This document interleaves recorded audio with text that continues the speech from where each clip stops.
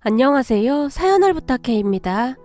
오늘의 사연을 소개하겠습니다. 저는 우리 시댁 이야기를 할까 합니다. 여기저기 사연을 많이 들어보긴 했지만 이런 사연도 있을까 싶어서 이렇게 글을 보내봅니다. 우리 시댁은 시부모님과 형님 부부와 우리 부부가 있습니다. 시부모님은 대한민국의 여느 시부모님과 다를 바가 없는 그냥 평범한 분들이세요. 그런데 형님 부부가 조금 특이하다면 특이한데 형님과 아주버님 두 분 다 경찰입니다. 그러니까 경찰서에서 같은 업무를 하면서 만나 결혼까지 한 케이스예요. 그런 두 분은 성격이 어찌나 비슷한지 옆에서 보고 있으면 놀라울 정도인데요. 이걸 예민하다고 해야 할까요? 아니면 직업정신이 투철하다고 해야 할까요? 특히나 우리 형님은 불의를 보면 참지 못하는 그런 성격입니다. 그에 비해 우리 부부는 무난한 성격이고 회사도 그냥 평범한 회사를 다니고 있어요. 그러다 보니 시어머님이 형님보다는 저를 더 편하게 생각했고 무슨 일이 있을 때마다 수시로 저를 부르곤 했어요. 그런 시어머님은 결혼 전 시댁에 인사를 갔을 때 상다리가 부러지도록 음식을 차려놓고 저를 기다리고 있었는데요. 정말 반가워요. 많이 먹어요. 라며 연신 싱글벙글이셨어요. 그런 시어머님을 보며 저도 기분이 좋았는데 그렇잖아요. 첫 인사를 드리러 갔는데 그렇게 환영해 주시니 제 입장에서는 감사할 뿐이었어요. 그런데 얼마 지나지 않아 그 이유를 알게 되었는데요. 제가 식사를 하려고 수저를 드는 순간 내가 우리 둘째한테 들어보니 진희 씨는 아주 착한 사람이라고 입이 닳도록 말하더라고요. 라며 시어머님이 다시 한박웃음을 지으셨어요. 네? 아, 감사합니다. 아무래도 저에 대해 좋은 말만 한 것 같습니다. 라고 제가 말을 했는데 옆에서 제 말을 듣던 남편이 엄마, 걱정 마. 우리 진이는 형수님이랑 완전 달라. 얼마나 착한데. 내가 그거 하나는 자신 있게 말할 수 있어. 형은 도대체 형수님이랑 어떻게 사는지 모르겠어. 우리 진이처럼 착한 사람하고 살아야지. 남편이 아주 자랑스럽다는 듯이 말했어요. 그런 남편의 말을 들으며 언젠가 남편이 흘리듯이 했던 말이 문득 생각났는데요. 우리 형수님은 경찰인데 피도 눈물도 없어. 옆에 있으면 찬바람이 쌩쌩 불어. 그래서 우리 엄마랑 사이도 엄청 안 좋아. 근데 우리 결혼하면 진이 너는 착해서 우리 엄마가 엄청 좋아하겠다. 라는 말을 한 적이 있었거든요. 암튼 그날 가족들의 표정은 그동안 형님한테 질릴 대로 질린 모양인지 형님의 말을 하는 것조차 그다지 좋아하지 않는 그런 분위기였어요. 거기다 제가 시댁에 인사 간다고 한 달 전부터 미리 말을 했음에도 형님 부부는 그 자리에 참석조차 안 했으니까요. 결혼할 상대가 첫 인사를 간다고 하면 대부분 가족들이 다 같이 모여서 식사 정도는 같이 하지 않나요? 그런데 그날 형님 부부는 부르지도 않았더라고요. 그리고 그 뒤부터 저는 시부모님의 무한 애정을 받으며 결혼을 했고 그 이후에도 엄청난 관심을 받으며 살고 있었어요. 시부모님은 정말 큰일이 아니면 형님 내외를 부르지도 않았고 결혼식 이후 형님 얼굴을 본 게 몇 번 되지 않을 정도였어요. 하지만 저는 시댁에 수시로 불려다녔는데 명절 전 음식도 시어머님이랑 저만 만들었고 형님은 명절 당일 잠시 들러 인사만 하고 가는 정도였어요. 거기다 큰 댁에서 제사를 지낼 때도 시부모님은 저만 데리고 다닐 정도였고요. 그러면 저는 큰 댁에 가서 제사 음식까지 거들어야 했는데요. 그러다가 제 불만도 조금씩 쌓여만 갔고 남편과 다투는 일도 잦아졌어요. 어느 날은 제가 너무한 거 아니야? 며느리가 둘인데 왜 나만 이렇게 해야 하는 거냐고 라며 남편에게 따지기도 했지만 자기야 정말 미안해. 형수님은 경찰이라 정말 바쁜가 봐. 근데 제사 때 자기까지 안 가면 큰어머니가 우리 엄마를 엄청 무시할 거야. 남편이 제게 사정하듯이 말했어요. 큰어머님이 무시하긴 뭘 무시한다는 거야? 제가 물었어요. 사실 말이야. 할아버지 재산을 큰아버지가 다 물려받아서 큰 집이 우리 집보다 훨씬 더 잘 살거든. 근데 우리 집은 딱히 뭐 볼 것도 없잖아. 그래서 큰어머니가 우리 집을 대놓고 무시하거든. 근데 우리 결혼하고 나서 엄마가 자기 데리고 큰데 가면서 엄청 좋아하고 있거든. 엄마 말로는 자기가 옆에 있으면 막 힘이 난다고 하더라고. 그러니까 자기가 좀 이해 좀 해줘라. 사실 형수님 고집은 아무도 못 말리거든. 이라며 남편이 집안 사정에 대해 자세히 말을 하기 시작했는데요. 형님 부부가 결혼하고 첫 명절 때 시어머님이 형님에게 전날 미리 시댁으로 오라고 했다는데요. 어머님, 저 그날 바빠서 못 갈 것 같아요. 그래서 말인데요. 제가 명절 음식 잘하는 곳 알고 있거든요. 그곳에다 주문해 놓을게요. 그럼 나중에 찾으러 가기만 하면 돼요. 거기 음식이 맛도 좋고 깔끔해서 꽤 유명해요. 라는 말을 했다고 하는데요. 뭐? 집에 여자들이 있는데 직접 음식을 해야지. 음식을 사다 먹다니. 그런 얘기는 TV에서 간혹 보긴 했지만 우리 며느리 입에서 그런 말이 나올 줄은 꿈에도 몰랐구나. 시어머님이 깜짝 놀란 채 형님에게 말을 했답니다. 그렇잖아요, 어머님. 그 음식 한다고 하루 종일 쪼그리고 앉아서 고생하는 것보다는 괜찮은 음식점에서 사는 게 훨씬 나아요. 시대가 바뀌면 생각도 바뀌어야 하는 거예요.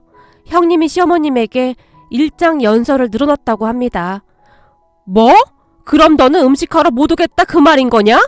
그렇죠. 경찰 일이 맨날 비상이기도 하고 진짜 바쁘거든요. 그리고 솔직히 우린 맞벌인데 왜 저만 음식을 해야 하는 거예요? 음식 준비하려면 부부가 같이 하는 게 맞는 거죠. 라며 형님이 시어머님에게 따지듯이 말을 한 모양인데요. 아니, 우리 아들은 명절 음식 이런 거 해본 적이 없어서 있어봤자 별 도움도 안 되니까 그렇지. 어머님, 저도 명절 음식 해본 적이 별로 없어요. 그럼 저도 별 도움이 안 되겠네요? 맞죠? 라고 형님이 물었고, 그런 형님의 말에 화가 머리끝까지 난 시어머님이 그래 됐다. 네 마음대로 하거라. 그냥 오지 마라. 나 혼자 하마. 라며 전화를 끊어버렸다는데요. 그 뒤 형님은 명절날 음식을 하지 않게 되었다네요. 그리고 제사 이야기가 나왔을 때도 사실 저는 이해가 잘 안 돼요. 얼굴도 모르는 조상님들 제사 때문에 제가 왜 늦은 밤까지 그 고생을 해야 하는 거죠? 라는 말을 했다는데요. 예, 그게 말이다. 제사를 안 지내면 조상님들이 노하셔서 후손들한테 안 좋다고 하지 않니? 이게 다 너희들 잘 되라고 그러는 거야. 시어머님이 형님을 설득하기 위해 나름 노력하셨다고 합니다. 그 이유는 제사를 지내기 위해 큰 댁으로 가야 했는데 형님 부부가 결혼 후 첫 제사였기에 아무래도 같이 가길 원했던 것 같아요. 하지만 말빨 좋기로 유명한 우리 형님이 어머님, 그건 정말 말이 안 되는 논리인데요?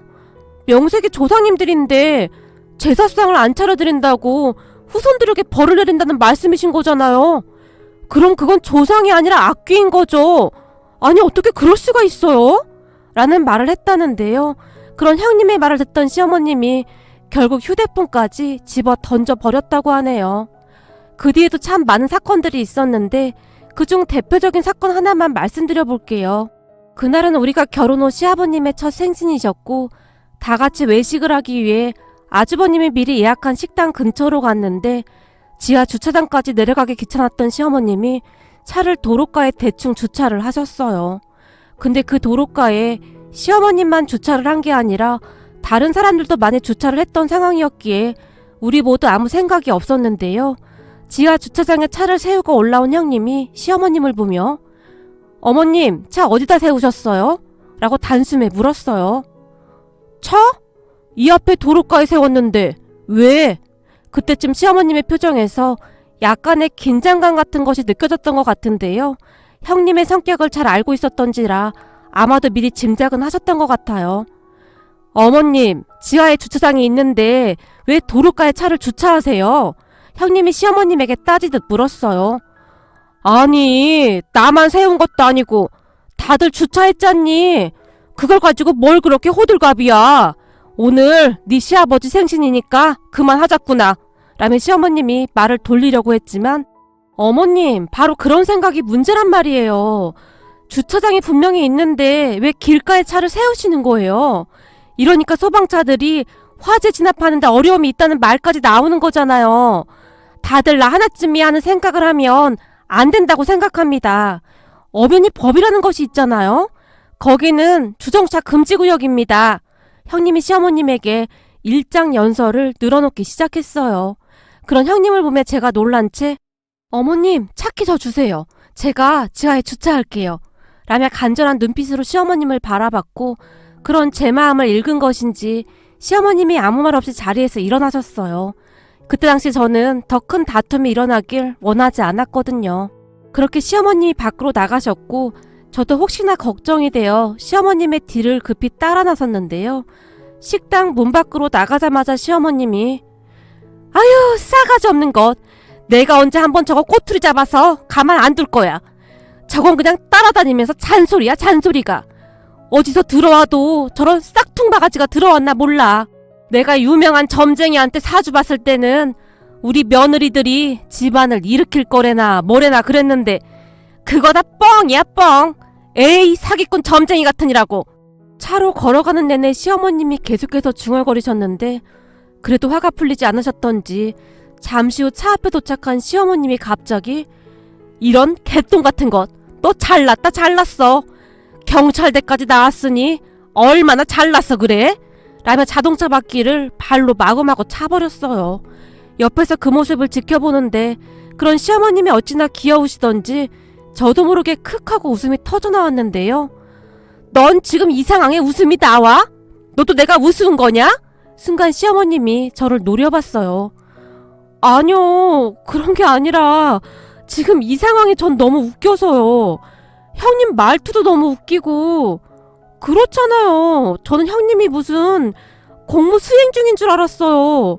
완전 정색까지 하고 말하는 게 너무 재밌잖아요. 그리고 어찌되었든 어머님도 형님 말을 따라주시잖아요.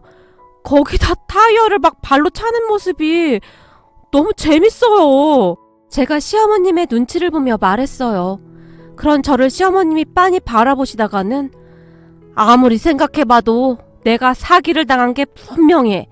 사주 봐주는 그 점쟁이 여편 애한테 내가 돈도 많이 줬었는데 우리 며느리들이 엄청난 애들이라고 하더니만 아무리 봐도 둘 다 참 요상하단 말이야. 어머님, 제가 보니 형님 성격이 원래 그렇잖아요? 근데 사람 성격이 잘 안 바뀌니까 그냥 형님한테 맞추는 게 나을 것 같아요. 사실 형님 말 들어보면 다 맞는 말이잖아요. 제가 시어머님의 눈치를 보며 조용히 말했고 그런 제 말에 시어머님이 그래 어차피 안 바뀔 거 그냥 그게 속 편하겠구나.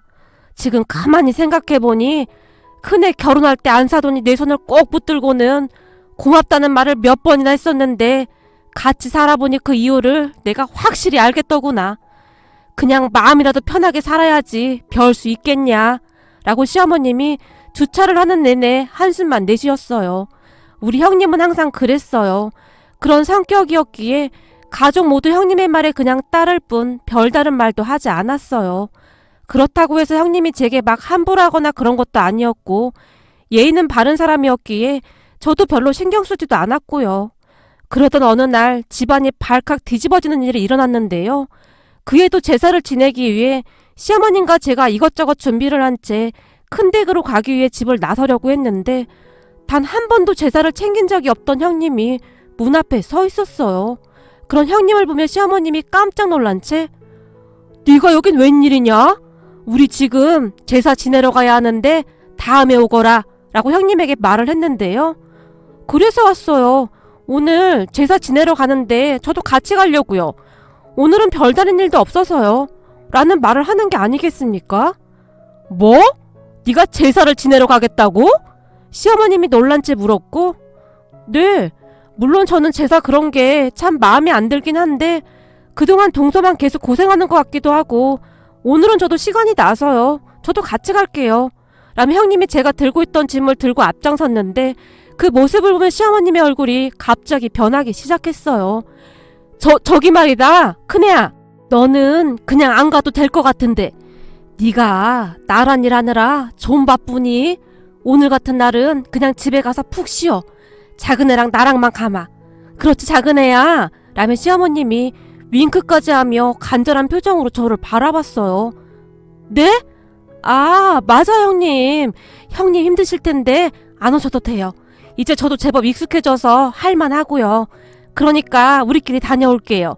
라고 제가 말을 했는데 시어머님의 표정이 아주 흡족해 보였어요.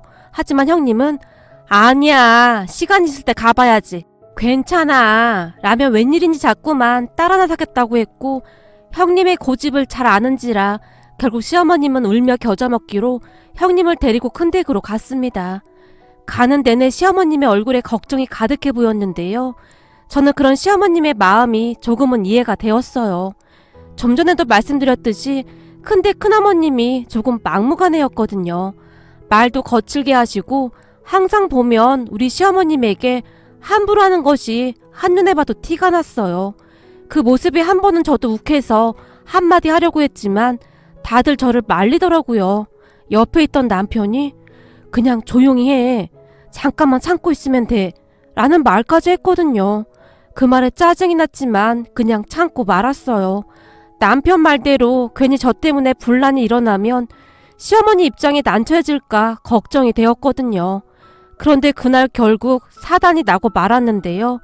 그 사건은 아주 단순한 것부터 시작이 되었어요.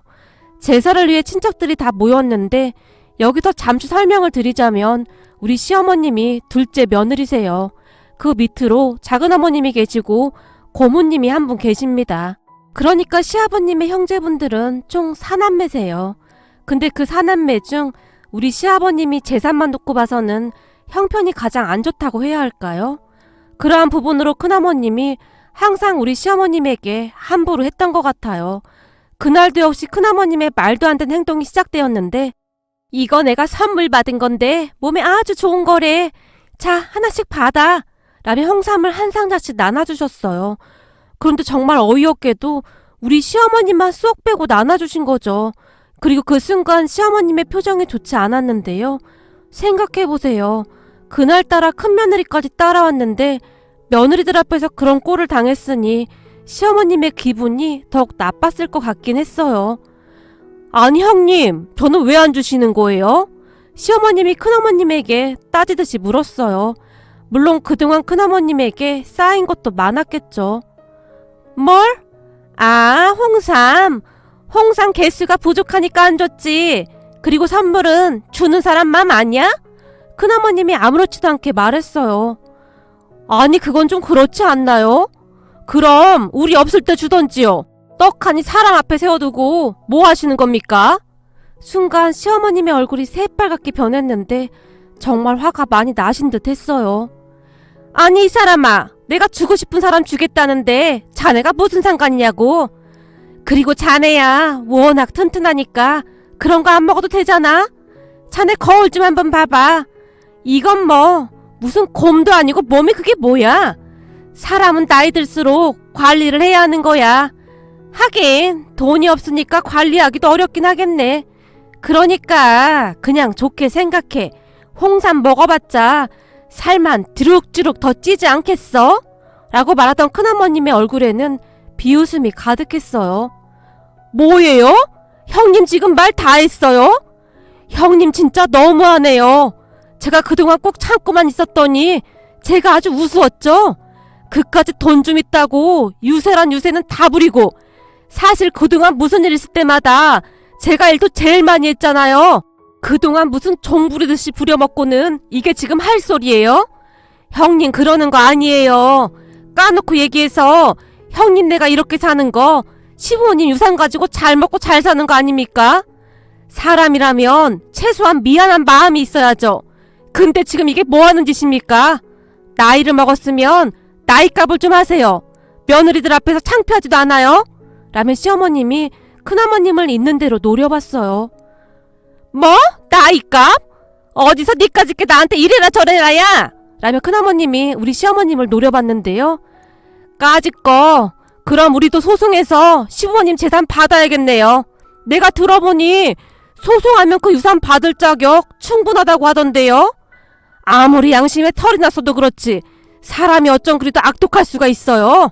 악마가 왔다가 형님 보고 놀라서 도망가겠네요. 라며 우리 시어머님이 단숨에 말을 해버렸어요. 그리고 그 순간 가족들이 그런 두 분 옆에서 어쩔 줄을 몰라 하고 있었는데요.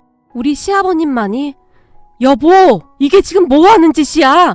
라는 말을 했지만 이미 정신줄을 놓아버린 시어머님의 귀에 그런 소리가 들어올 리가 없었겠죠. 그렇게 가족들이 안절부절 못한 채 서 있었는데 돈만 많으면 뭐하냐. 마음 씀씀이가 거렁뱅이보다 못한데. 조카 며느리들 잘 봐봐. 당신 시어머니가 이런 사람이야. 그러니까 자네들도 조심해. 라는 말을 해버렸어요. 그리고 그 순간 큰어머님도 이성을 잃어버렸고 순식간에 우리 시어머님에게 달려들었는데 그 모습을 보며 깜짝 놀란 형님이 저기 우리 어머님 허리가 안 좋으셔서 막 밀치거나 그러시면 안 됩니다.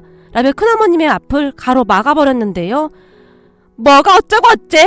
더욱 화가 난 큰어머님이 형님을 두 손으로 있는 힘껏 밀어버렸어요. 그 바람에 아! 라는 소리와 함께 형님이 저만큼 나가 떨어졌어요. 그런 형님을 보며 우리 시어머님의 눈이 더 뒤집어지셨는데요. 야! 어디서 감히 우리 며느리한테 손을 대! 시어머님이 큰어머님에게 달려들었어요. 그렇게 두 분은 순식간에 뒤엉켜서 머리끄댕이를 잡고 흔들어댔어요. 아이고 이 양반이 사람 잡네! 라며 우리 시어머님이 소리를 질렀고 그 모습을 보던 우리 형님이 다시 일어나더니 순식간에 큰어머님의 허리를 감싸 안고는 우리 어머님한테 뭐 하시는 거예요? 지금 우리 어머님 허리 안 좋으신데 잘못되면 책임지실 거예요? 빨리 이 손 놓으세요! 라며 형님이 큰어머님을 뜯어 말렸어요. 그 바람에 온통 난리가 났는데 옆에 있던 큰어머님의 첫째 며느리가 이를 어째! 누가 좀 말려봐요! 동서가 좀 말려봐! 라며 발만 동동 굴렀고 어머 형님! 제가 어떻게 말려요? 왜 저한테만 그러세요? 형님이 직접 해보시던지요. 큰어머님의 둘째 며느리가 호들갑을 떨어댔어요. 그런데 그 순간 우리 형님이 제게 동서!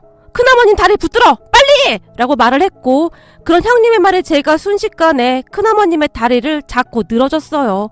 그리고 형님은 계속해서 큰어머님의 허리를 더욱 세게 감싸 안았는데 나! 놓으라고! 이 싹퉁 바가지야! 시어머니랑 며느리가 수준이 아주 똑같구만! 이라며 큰어머님이 소리를 지르시다가는 중심을 잃고 그대로 넘어지셨는데요. 그 바람에 형님이 바닥에 내동댕이 쳐졌고 저도 같이 넘어졌는데 큰어머니의 발에 얼굴이 부딪히면서 약간의 멍자국이 생겼어요. 그리고 제사를 지내기 위해 차려놓은 음식들이 다 쏟아지고 난리가 난 건 말할 것도 없었고요. 그런 모습에 혼비백산한 큰아버님이 그만들 하지 못해? 이게 대체 뭐하는 짓들이야? 라며 소리를 질렀지만 우리 귀에는 그 소리가 제대로 들리지도 않았어요. 그때 당시 우리는 이미 진이 다 빠져 있었으니까요. 그런데 그 순간 우리 시어머님의 얼굴에 회심의 미소가 가득했는데요. 형님이 그렇게 자랑하던 형님 며느리들은 이 와중에 구경만 하고 있네요. 자고로 우리 며느리들처럼 이런 의리가 있어야지. 가족이라면 당연히 그래야 하는 거 아니겠습니까? 라고 말씀을 하시던 우리 시어머님이 우리를 보더니 얘들아 그만 가자꾸나 라고 말씀하셨고 우리가 그런 시어머님의 뒤를 쫄래쫄래 따라 나섰는데요. 그 순간 큰어머니가 아휴 내가 분해서 못 산다. 시애미랑 며느리들이 아주 사람을 잡는구나 라며 땅바닥을 치며 눈물을 흘렸어요. 그렇게 아파트 밖으로 나가시던 시어머님이 갑자기 아이고 속 시원해 아이고 속 시원해 라며 좋아서 깡총깡총 뛰시다가는 근데 니들은 괜찮은 거냐? 라며 우리를 바라봤어요. 어머님 근처 편의점이라도 가서 파스라도 하나 사야겠어요. 아무래도 삐끗한 것 같아요. 형님이 허리를 잡으며 말했고 아이고 이를 어째 그래 라며 시어머님이 깜짝 놀라시더니 뒤에 쭈뼛쭈뼛 서있던 아주버님과 우리 남편을 보며 뭐해 가서 파스 사오지 않고 그리고 계란도 하나 사와야겠구나 라며 시어머님이 제 얼굴을 바라보셨어요. 그렇게 형님은 허리와 등에 파스를 잔뜩 붙였고 저는 차 안에서 계란으로 얼굴을 마사지하며 아주 당당하게 집으로 돌아왔답니다. 그리고 그 다음날 시부모님이 우리를 다시 불렀는데요. 시댁에 들어갔더니 식탁에 진수성찬이 차려져 있었어요. 어머님 이게 다 뭐예요? 제가 놀라서 시어머님을 바라봤어요. 뭐긴 뭐겠니? 니들 어제 고생해서 몸보신 좀 해야 하지 않겠냐? 그래서 내가 준비했다. 큰애는 어제 허리 삐끗한 건 좀 어떻니? 병원은 다녀왔니? 그리고 작은애 너도 병원에 다녀온 거야? 라며 형님과 저를 바라봤어요. 그렇게 우리는 시어머님이 차려주신 진수성찬을 먹으며 이런저런 이야기를 했는데요. 아무리 생각해봐도 그 점쟁이 말이 맞았어. 나한테 며느리 복이 있다고 했었는데 그 말이 딱 맞았어. 니들도 봤지? 그 집 며느리들은 멀뚱멀뚱 서서 구경만 하고 있었잖니? 아무리 봐도 우리 며느리들이 최고다 최고야 라며 형님과 제 앞접시 위에 닭다리를 하나씩 놓아주시고는 그날 보니까 아들도 다 필요 없어. 우리 며느리들 많이 먹거라 라며 아주 사랑스러운 눈빛으로 우리를 바라보셨어요. 그런 시어머님을 보며 우와 아무리 그래도 너무하네. 형수님이랑 우리 집사람한테만 맛있는 거 다 주고 우린 먹지 말라는 거야? 라며 우리 남편이 투정을 부렸지만 니들은 니들이 알아서 처먹던지 말던지 알아서 해. 어제 우리 며느리들이 얼마나 고생했는지 알기나 해? 시어머님이 남편을 노려봤어요. 그런데 시아버님의 표정이 시종일관 좋지 않았기에 아버님 괜히 소란 피워서 죄송했어요 라며 제가 시아버님의 눈치를 봤는데요. 제 말을 듣던 시아버님이 아니다 아주 잘했다. 내가 뒤집어 엎어버렸어야 했는데 못난 남편 만나서 그동안 네 시어머니가 아주 고생이 많았구나. 여보 내가 그동안 잘못했구려. 뭐가 아쉬워서 그리도 눈치만 보고 살았는지 모르겠구만. 어제 우리 며느리들 보고 내가 느낀 게 아주 많았어.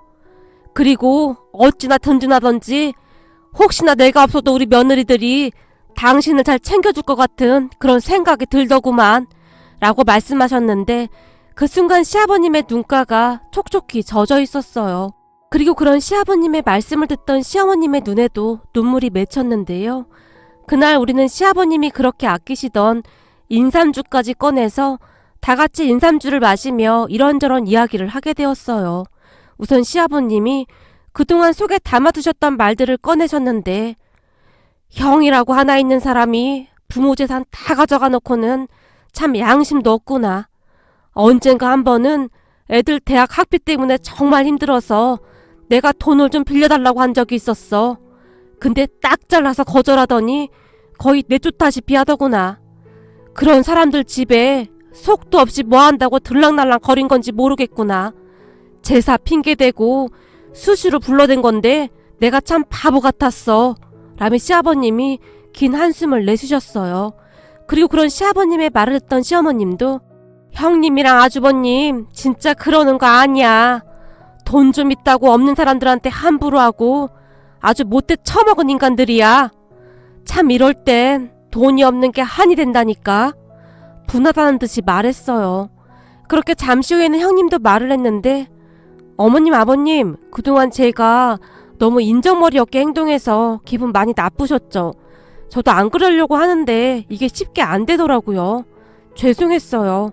앞으로는 저도 노력할게요 라고 말을 했는데 우리 가족은 그렇게 서로의 마음을 털어놓으며 조금씩 진짜 가족이 되어갔어요. 그리고 그 뒤 큰댁 가족들과는 연락을 끊고 살고 있었어요. 그러던 어느 날 고모님의 막내 아들이 결혼한다고 청첩장을 보내왔는데 그때 그 난리를 피웠으니 큰댁 가족들 얼굴 보기 싫어서 가야 할지 말아야 할지 망설이고 있었어요. 그런 시부모님의 걱정에 형님이 우리 가족 다 같이 가면 되겠네요.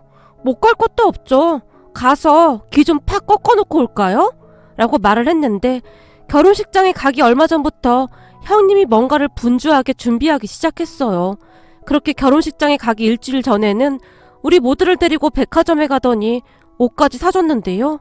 아니 뭘 이렇게까지 해. 그냥 있던 거 입고 가면 되지 라며 시어머님이 형님을 말렸지만 그때 어머님이 그러셨잖아요.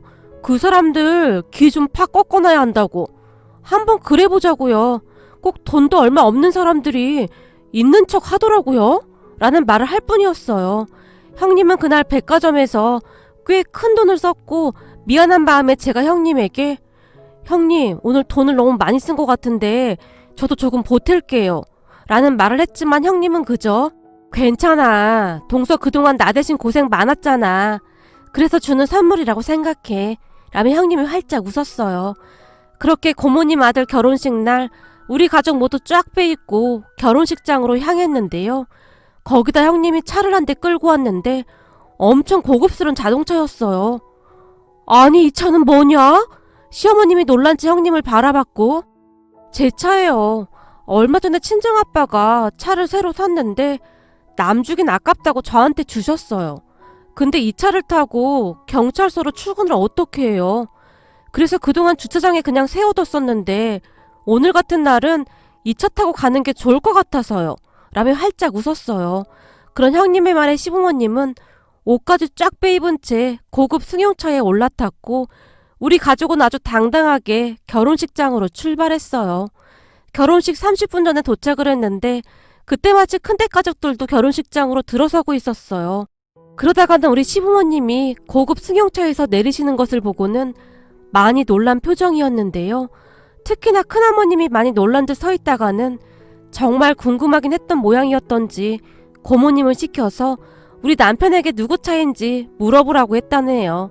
그렇게 우리 형님 차라고 하자 사람들 눈이 순식간에 바뀌었는데요. 사실 저는 차에 대해서 잘 몰라서 그 차가 얼마나 좋은 차인 줄은 잘 몰랐거든요. 그냥 꽤 좋은 차라고만 알고 있을 뿐이었는데요. 그 차가 정말 좋은 차였던 모양입니다. 다들 수근거리고 난리도 아니었거든요. 그렇게 알게 된 사실인데요. 우리 형님 집이 조금 잘 산다는 것은 알고 있었지만 그 정도로 잘 사는 줄은 전혀 몰랐었는데요. 사실 형님이 옷도 항상 경찰복만 입고 다녔고 그런 부잣집 딸이 굳이 경찰을 할 이유가 있을까 싶기도 했거든요. 물론 경찰이 나쁘다라고 하는 것은 아니지만 힘든 직업임에는 틀림없으니까요. 그동안 힘들게 일하는 모습을 자주 봤었기에 그런 형님이 더욱 자랑스럽게만 느껴졌어요. 그렇게 우리 시부모님의 어깨에 힘이 팍 들어갔고 시부모님이 아주 의기양양해진 것은 말할 것도 없었고요. 그리고 한참 나중에 형님에게 사정 얘기를 들었는데요. 아주 오래전에 놀이동산에 갔다가 형님이 길을 잃어버린 적이 있었다는데 어떤 여자 경찰이 형님을 도와줬다고 하네요. 울고 있던 형님을 꼭 안아주며 부모님을 찾아주기 위해 노력하는 경찰의 모습을 보며 나중에 꼭 경찰이 되어야겠다는 생각을 하게 되었답니다. 그런 형님을 보며 어찌나 멋지던지 형님은 여자가 봐도 참 멋진 그런 사람이었어요. 그 뒤 우리 가족은 사이가 더욱 돈독해졌는데 시부모님의 속 얘기를 들은 형님도 많이 변해갔거든요. 요즘은 시부모님이 큰댁 가족들을 전혀 부러워하지도 않는데 항상 하시는 말씀이 그 점쟁이 말이 딱 맞았어. 세상에 우리 며느리들 같은 사람들이 어딨어 그래? 라며 항상 여기저기 자랑하기 바쁘시답니다. 비록 우리 가족이 조금 특이한 방법으로 하나가 되긴 했지만 저는 그날 큰댁에서 온 힘을 주어 큰어머님의 다리를 꽉 붙들고 놓지 않았던 것을 결코 후회하지 않습니다. 비록 제 얼굴에 영광의 상처가 남긴 했지만 그게 뭐 대수겠습니까? 그 사건을 계기로 우리 가족이 비로소 진정한 가족이 되었으니까요. 앞으로도 우리 가족 행복하게 잘 살겠습니다. 긴 글 읽어주셔서 감사합니다. 오늘의 사연은 여기까지였습니다. 즐겁게 보셨다면 구독, 좋아요 부탁드립니다. 고맙습니다.